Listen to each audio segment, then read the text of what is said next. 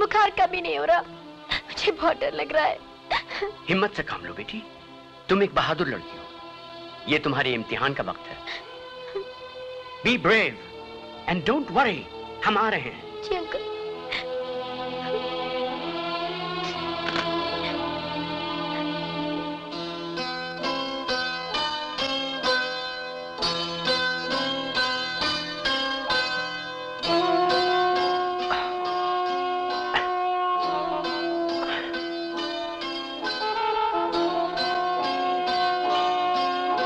शाम तक तुम बिल्कुल ठीक हो जाओगे। अंकल जी, मधु भी बस जरा सा बुखार हुआ और आप सबको फोन करके बुला लिया। बच्ची है, घबरा गई थी। मैंने कभी टूटी देखा नहीं था। टूटी नहीं मिसेस पिंटो, ऊटी। बात तो समझ में आ गया ना? आ गई मिसेस पिंटो। भाई हमें तो बड़ी सख्त भूख लगी है, हम तुम लोगों के मेहमान हैं, हमें कुछ नाश्ता वाश्ता खिलाओगे कि नहीं? जी अंकल। बहन जी आप भी जाके नहा लें और फ्रेश हो जाएं। और विशाल बिल्कुल ठीक है। हाँ माँ, तुम भी थक गई होगी। नहीं बेटा, हम लोग तो बड़े आराम से आए हैं। चलिए बहन जी। अच्छा बेटे, तुम भी आराम करो। हाँ अंकल। हाँ बेटे। अंकल मुझे क्या बीमारी है? इतने ढेर सारे टेस्ट लिए, अभी तक कोई रिपोर्ट नहीं आई। रिपोर्ट? अरे वो रिपोर्ट तो कभी की आ चुकी। तो फिर क्या?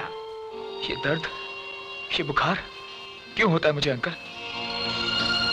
बोलिए अंकल, बोलिए।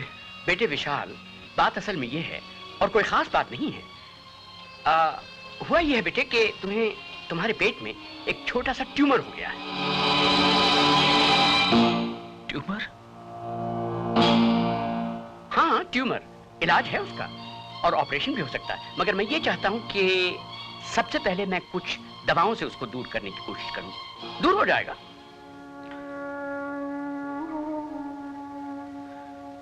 Are you sure uncle? Very sure. और अब आप हमें अपना काम करने दीजिए और आप करें अपना काम, मतलब ये कि आराम। वही तो कर रहा हूं। गुड।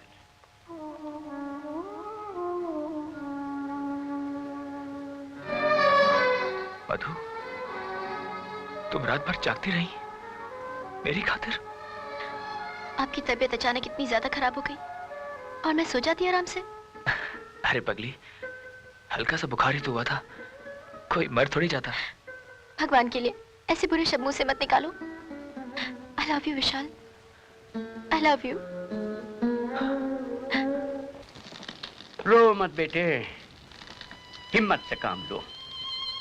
और तकदीर ने भी क्या मजाक किया है हमारे साथ। जो शतरंज बिछाई थी खेलने के लिए, उसी पर हमारी ही मात हुई और हमारा मजाक थप्पड़ बनके हमारे ही मुंह पर पड़ा। मुझे सजा दी है भगवान ने। आपने ठीक ही कहा था कि मैंने शादी जैसे पवित्र रिश्ते की बुनियाद झूठ पर रखी है। मुझे नहीं मालूम था अंकल कि एक दिन यही झूठ सच बनकर मेरी ईमान का सिंदूर बन जाएगा। मधु, काश ये बीमारी मुझे लग गई होती। बेटे, मेरे विशाल को कुछ नहीं होता, कुछ नहीं होता। बस करो ना बेटे। मैं क्या कहूँ उससे? कब तक असलियत छुपाऊं? कैसे उसका सामना करूं?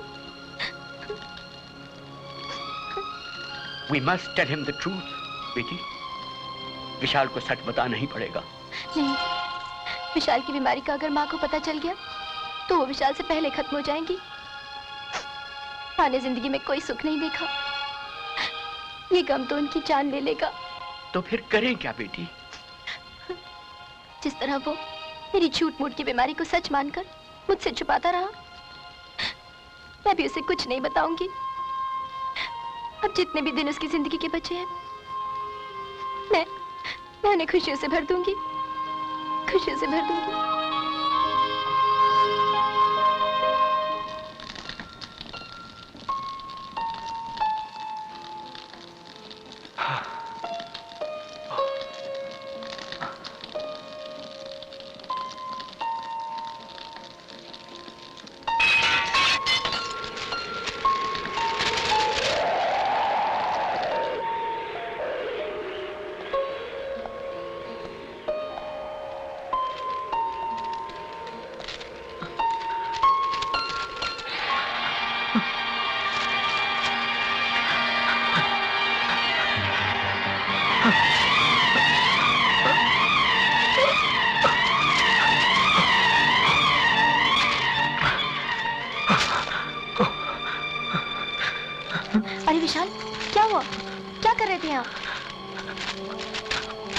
कुछ नहीं, जरा तारीख चेंज कर रहा था। मधु, आज तारीख कौन सी है? 15। और दिन? शुक्रवार। बहुत दिन हो गए, किसी ने कैलेंडर की तारीख नहीं बदली। ऊपर के पन्ने फाड़ देता हूँ। नहीं विशाल, रहने दो। क्यों?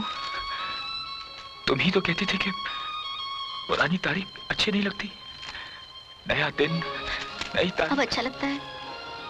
चाहती हूँ कि वक्त यहीं थम जाए, हमेशा हमेशा के लिए।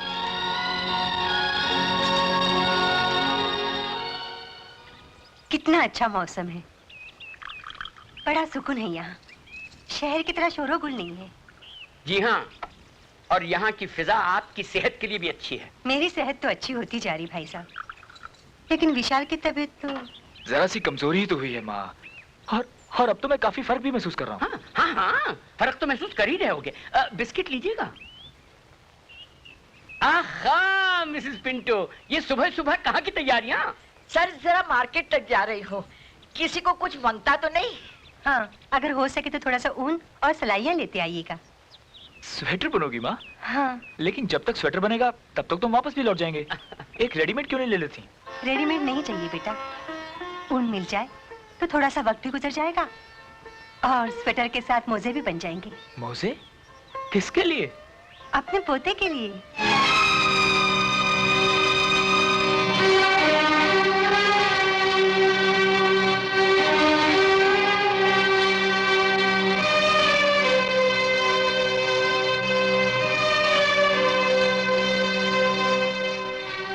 क्यों भाई साहब, ठीक कहा ना मैंने?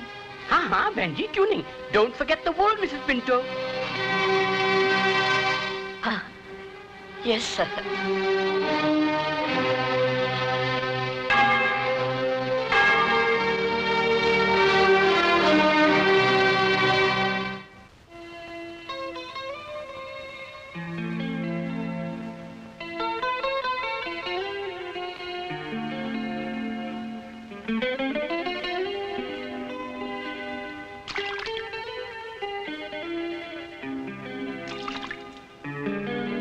क्या सोच रहे हो?